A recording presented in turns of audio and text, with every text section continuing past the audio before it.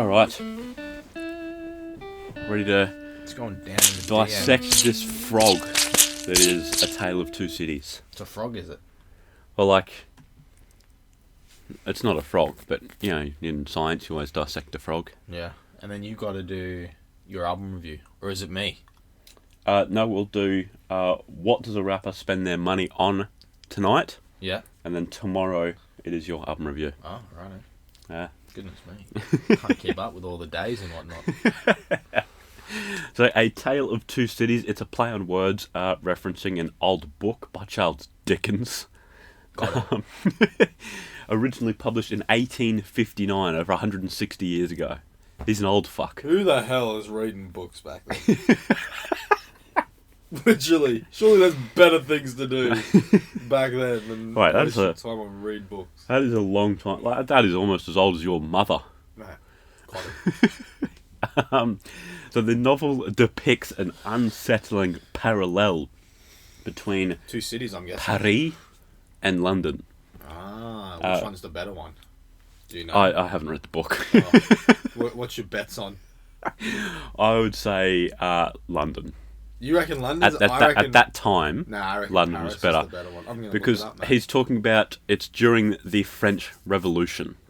So it's maybe you're right. yeah, he mentions rampant crime, starvation, unnecessary capital punishment, Okay, well then obviously that's the bad one. and other horrible things like I that. feel like I was at an unfair disadvantage. You didn't have the history of the 1850s. Yeah. So yeah, J. Cole, he takes that idea of greed, abuse of power, and like sort of ruthless criminal activity and projects it onto two individuals, painting their similarities for needing more whilst also having contrasting personalities.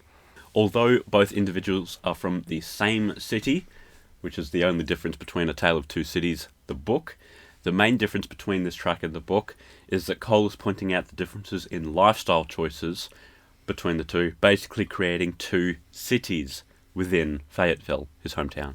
So what is the difference? Is it money? Is it It's sort of just their life choices. their life choices. Because Right. they're both wanting to get out of Fayetteville. Right. And how they choose to go about that is very different. Okay, then and let's hear sort of puts two neighbourhoods within the one city. So the first verse is told from the perspective of a good boy. He's watching crime occur around him daily, just thinking to himself, man, I have to get out of here. I don't want to live in this anymore. I want that white picket fence. I want a big car on fat rims.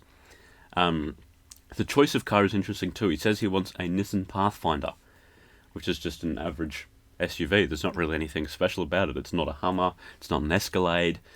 It's just a normal, everyday car.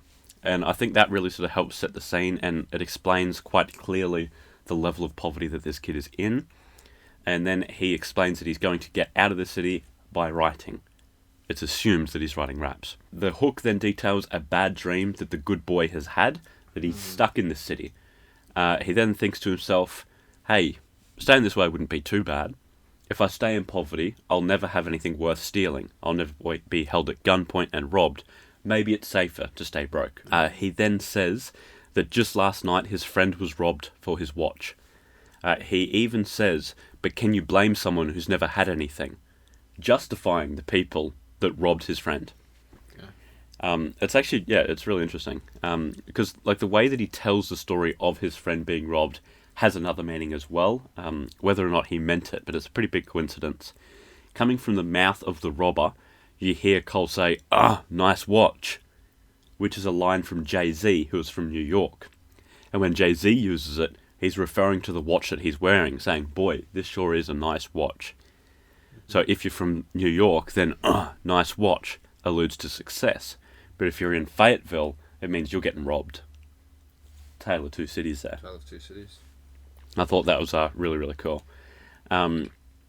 The bridge doesn't contain too much. He's basically just poking fun at the money can't buy you happiness line, because how do you know that it doesn't until you have it? Like, you can look at other rich, unhappy people and go, well, it didn't make them happy, so it won't make me happy. Because, like, you're two completely different people. You know, the things that make you happy are completely different. Maybe the rich person wants family, which money can't buy, whereas you just want a nice taco. You know, you can buy that. The second verse is where it starts to get very clever. It's spoken from the second perspective of the bad boy. He's not getting any presents from Santa. Cole never explicitly says this, but I think it's fairly obvious through a few lines. He says he's going to get some trees and powder and flip it, and slowly making their way up the chain of crime and graduate to copping a whole brick of cocaine to sell. A key. I think the most obvious line that shows the difference in the perspective is watch some rollers in a fucking Crown Vic trying to lock a neighbour up. That's what they won't do. Saying police have just shown up and they are attempting to arrest me. However, I will outsmart them and run away. In the first verse, the good boy never said anything about police being a problem. The reason he wanted to get out is because of crime.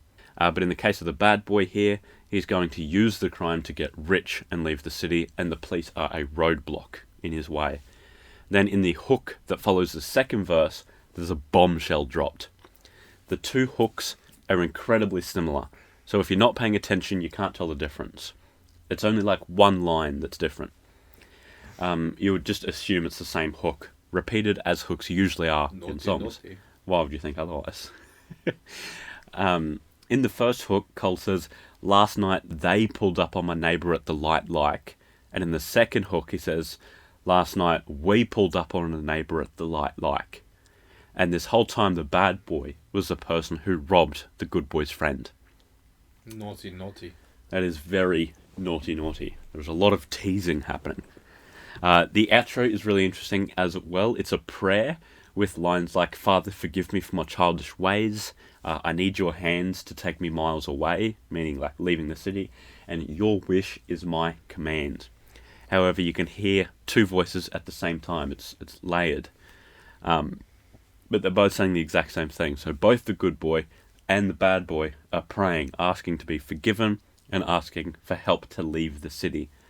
Also, just a quick little note, the beat goes absolutely hard. Vinyls was on production and he used no samples. It's all from scratch.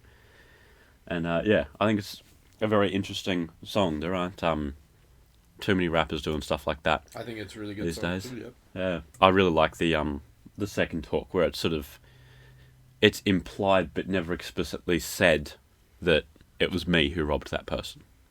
Yeah. Yeah, I thought that was pretty cool. But be sure to check us out later tonight. We've got a bit of a silly segment with what does insert rapper here spend their money on. You're going to want to see it. We'll see you then, because you'll be there. That's a wrap. Alright.